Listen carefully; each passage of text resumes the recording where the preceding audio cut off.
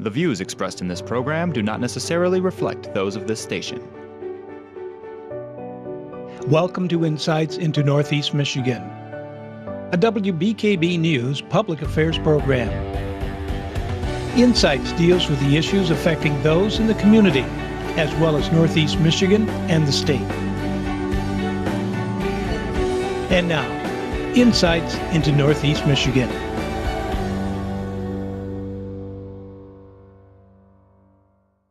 Good morning and welcome to another edition of Insights. I'm Aaron Parsegian and I'm joined by ACC Professor of Political Science, Tim Kuhnlein. Tim, thank you for being here. My pleasure. So we're going to be discussing a little bit about the presidential cabinet. These are selections Trump is going to be making or appointing someone who will eventually get voted on by Congress. So let's talk a little bit about which positions he's actually having to fill himself. Okay, well, every president coming in gets to appoint about 4,000 political appointees.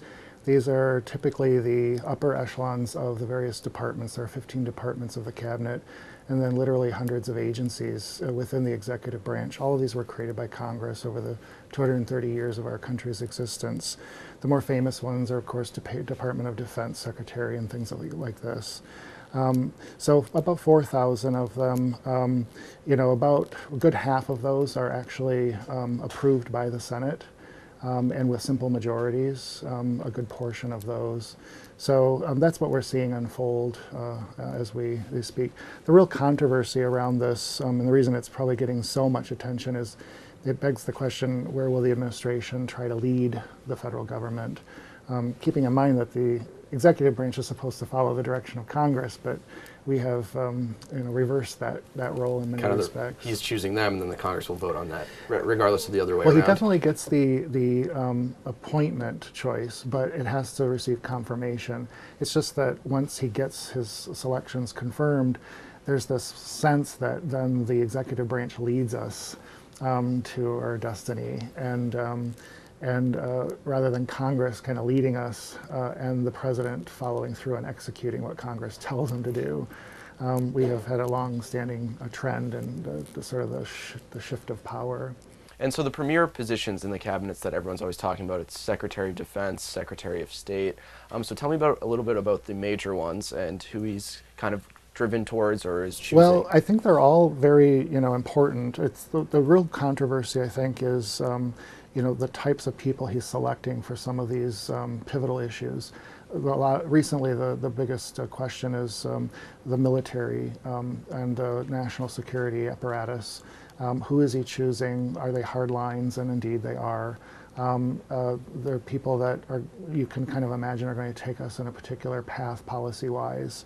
And then you get into the questions of some of the domestic departments, like housing and urban development, a lot of controversy there. That he chose Ben Carson for. Right, and then of course Department of Education, Betsy DeVos begs the question, are these people really qualified? Do you need to be qualified? I mean, who are these people supposed to be? They're there for maybe 4 years, maybe 8 years. And are they going to be able to really transform those agencies in any significant way? Because you have to understand there are about 2.8 million people who are permanent employees of these agencies at the federal level, that these political appointees are supposed to help orient towards new policy directives, coming out of Congress primarily, but of course we know it's driven by the president. And like you said, there has been some controversy with some of the picks.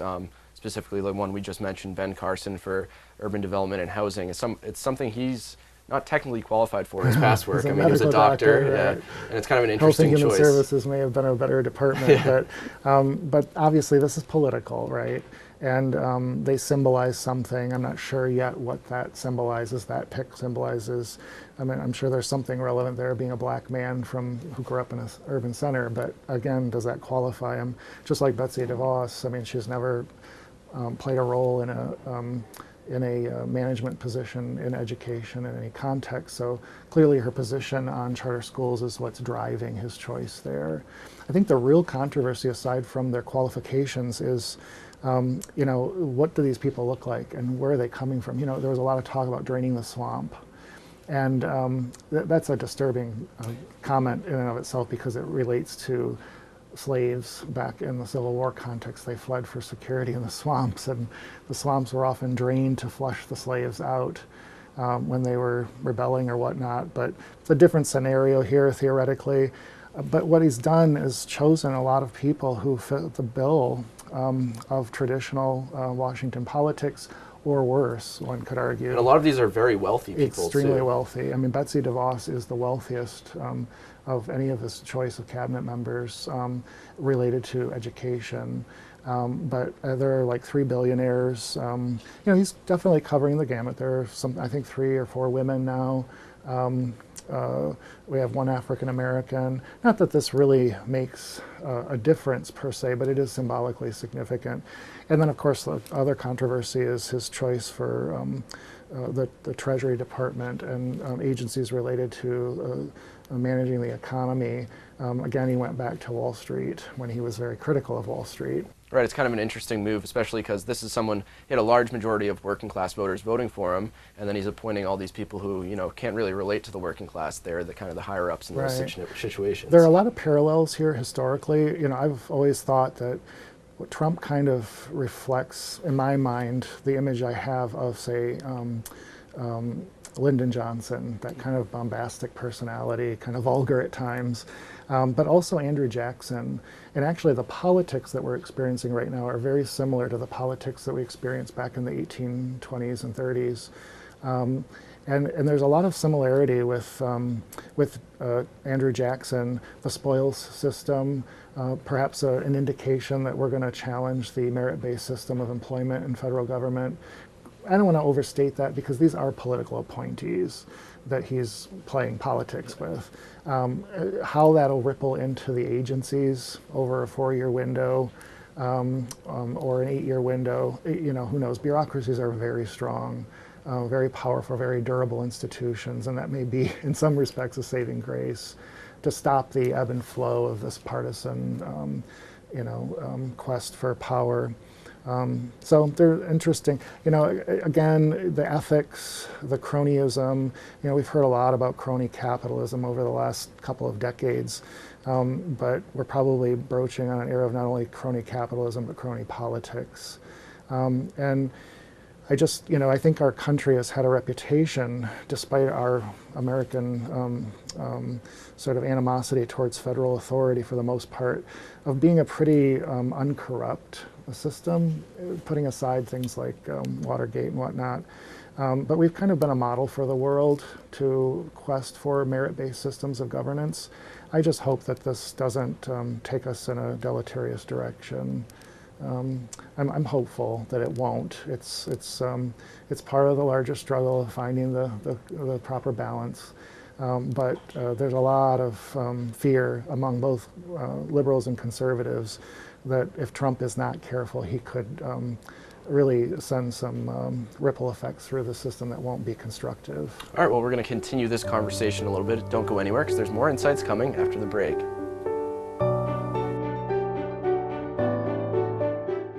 Welcome back to Insights. I'm joined by ACC Professor of Political Science, Tim Kuhnlein. And Tim, we were just talking about this idea of corruption and crony capitalism in Washington. And now we're going to try to move towards Donald Trump's personal wealth, which was a topic of discussion throughout the campaign. People saying on the Democratic side he's not as wealthy as he actually makes it out to be, but him professing, I'm this great businessman. So let's talk a little bit about that. Yeah, I think the real controversy isn't so much his wealth, because he's really not that wealthy, or as wealthy as many like to think. Certainly not the wealthiest among the wealthy, but it's the question of the blind trust provisions in the Constitution that really try to challenge or contain any potential for him using undue influence to benefit himself, as opposed to looking out for the interests of the country and certain standards of practice. His personal wealth, his total operation, his business venture is estimated somewhere around $4 billion. But while he has about $490 million in annual revenue for a Trump Organization International, a Trump Organization, which is comprised of about 15 subsidiaries. They have about $170 million in cash. And this is according to an Economist analysis. and $500 million in debt. And that came out in the debate, like how wealthy are you? And aside from whether he's paying taxes or not, his company ranks 833rd in US in terms of market value, and almost 2,000th in total sales. So it kind of puts some things into perspective. You know, the other thing that's been coming out about his wealth or his enterprise is the international scope of it. And only about 10% of his total assets are international, and they're related to licensing more so than actual. Kind of like the Trump stakes, the Trump wine, Trump ties, things like that. Putting his name on residential buildings, condo developments and stuff. Now that could promise opportunity for him to test the waters now by just putting his name on these business ventures as licensing deals. But if all goes well, he could, or his organization could benefit by actually testing those waters and now having sort of avenues for personal benefit in further development in places like India, Russia, and elsewhere. Let's talk about his organization in general, and kind of, you know, there's a crossroads. You can't have a president owning a private corporation while he's running the country as well. So he's planning on having his family take over that, and there's kind of a conflict of interest. Well, he sold off just recently his stocks, and they were estimated somewhere around $40 million. Just to put this into some comparative perspective, our local community foundation has about $40 million in assets. So that was his personal stock. He relinquished that. So it shows that he's leaning in the direction of making the separation. I think the real question is how does the management of his business operation, Trump organization, actually get managed, and can he separate himself effectively, especially with the family relationship there to his children? Are they going to be embedded in his White House or not? That stuff has to get sorted out. And there's a real fear here where, you know, maybe with some of these cabinet choices, there are kind of bigwigs on Wall Street, that he's kind of running the country too much like a business and trying to do this for personal business gain in the long run. Right, and this is the epitome of cronyism and the corruption that would, you know, take us down yet a further path of a sort of plutocratic system. You know, it's already clear the wealthy are very much in control and have a dominant influence in the way our politics operate. They don't always win in the political equation, but they have a much heavier hand than average people. And I think the real question here is this presidency and the way it incorporates the wealthy going to benefit the wealthy only? Is it going to do, as Trump promised, help you know, that middle class population actually get a greater fulfillment of the American dream? And so this idea of his personal wealth, how big of this is actually a problem if, you know, he's not as wealthy as he says? Is that actually controversy there? I don't think that's really relevant to the extent that it's about his wealth. If it's related to, is he paying taxes on that wealth, that's another story. And what does that say about pride in America? And especially America that he's now running. So, you know, I think that international component is a real concern. Will it affect our, you know, for example, if he's trying to, or his operation is trying to pursue ventures in foreign countries, is that going to impact whether or not we engage that country and challenge them on like important foreign relations? policies? Yeah. And a lot of the problem during the campaign and right now is, you know, kind of his ties to Russia that everyone Right. brings up. And, you know, if he has businesses over there while he's running the country, it's going to be kind of that crossroads once again. Well, and if Russia is the model, then we're in trouble. Right. As Russia came out of that communist era, the way that the property was reprivatized and the just horrific corruption by which it was relegated, and then if the right partisan didn't get the property, you know, then the person who got it was imprisoned. And I mean, this is antithetical to what America has represented. But if this is now the class that we're going to be defined as, it's going to be a different America, and there will be repercussions for that long beyond a Trump presidency. All right, well, we're going to continue this conversation, and don't go anywhere because there's more insights coming after the break.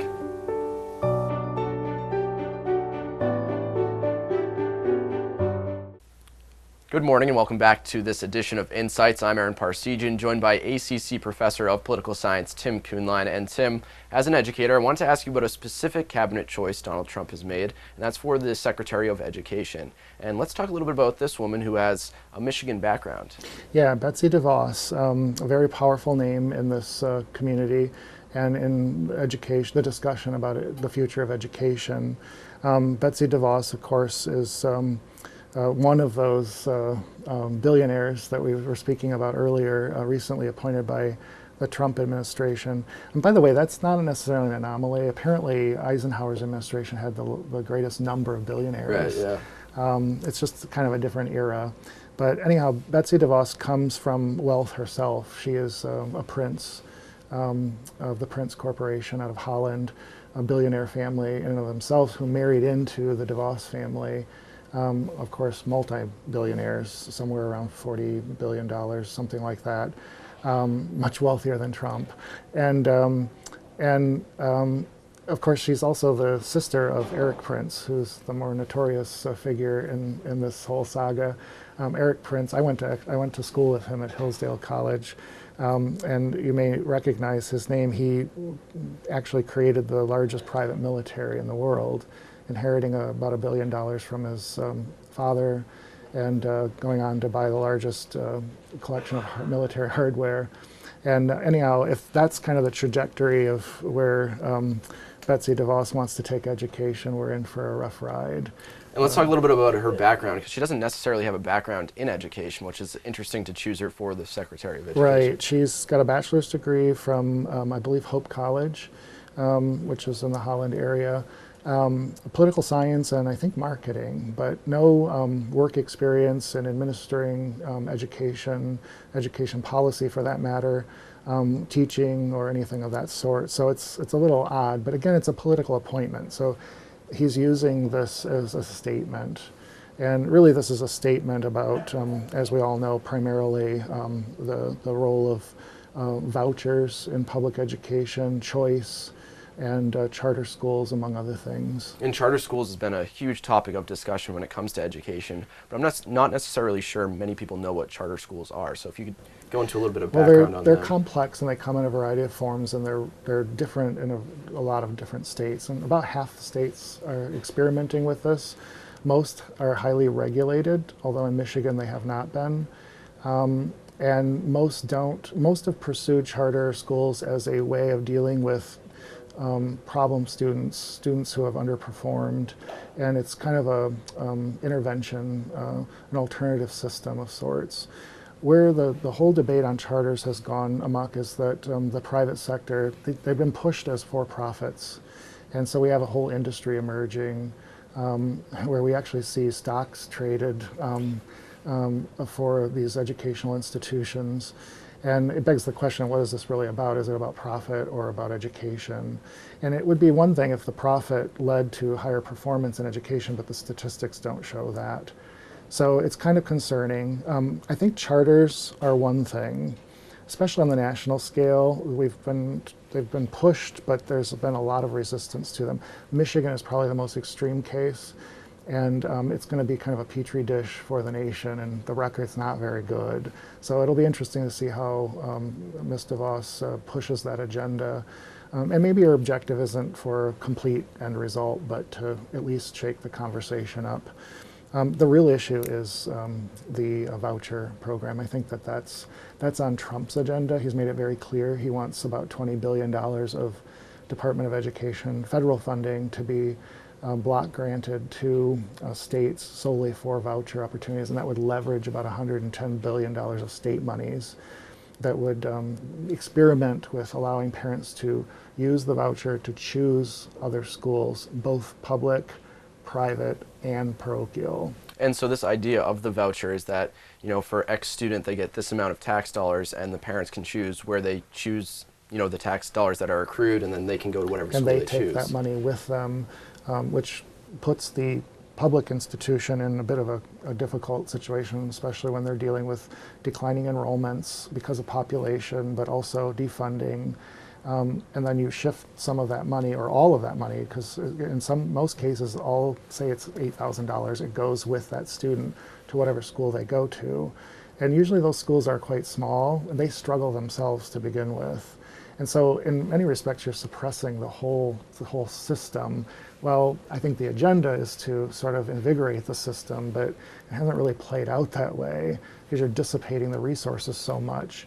It also leads to a sort of maybe an intentional or maybe unintentional segregation of people, primarily based on class, because where this is often being tried is in urban centers or in suburban areas where we're either trying to correct the problem of poor education in a lot of these urban centers. That's the case in Michigan. It's mostly, I think 85% of the charter schools and whatever are being conducted in the Detroit area. But the suburbs, oftentimes it's the upper end communities that want to get their children out of schools that they are having issues with in terms of the diversity, the lack of performance, things of that. They're trying to escape it. They want to seclude themselves in a more prosperous, defined context. So in that case, it would separate the upper class going to a charter school, the lower class going to a charter school, and kind of leaving the middle class students in a public school that's already strapped This is the with funding. danger. Although, to her credit, Betsy DeVos is saying that she wants to help the poor end, the lower ends of the socioeconomics, to give them opportunities. So, say, for example, an urban black person, a parent of children can remove their children from a poor performing public school and put them in a public or private charter or even a parochial school for that matter. And one of the issues with these charter schools is there's no evidence to say they are performing any better than a public school. And that's kind of where, this is kind of becoming a controversy because of that. Actually, the evidence is, and Michigan is the best case, that the schools that are succeeding are basically performing at the same level as our public schools. But more of those charter schools are actually underperforming and folding. A lot of these charter schools, I read a statistic that 1 out of every 3 fold within the first year. So kind of that money goes to waste to establish a new school. Right, and not only do you have the profit share now added to the equation, but this is a competitive marketing sort of sector of the economy. And DeVos has a background in business and marketing, Yeah. which is interesting. And so you've got public monies now being used to advertise for schools, and even public schools are having to advertise to stay competitive. And it begs the question, is this really serving any purpose? Because the money is being funneled away from not only the classrooms, but guaranteeing that we can get the best qualified people teaching in those classrooms. Money is not there to pay the teachers. It's an interesting topic. Tim, thank you for being here this morning. And thanks for joining us this morning. There's a new edition of Insights coming next week, so stay tuned at the same time, same place. Insights into Northeast Michigan is produced by WBKB News. If you have any comments, suggestions, or topics you would like to see on a future show, please email WBKB News. This has been a production of Thunder Bay Broadcasting Corporation. All rights reserved.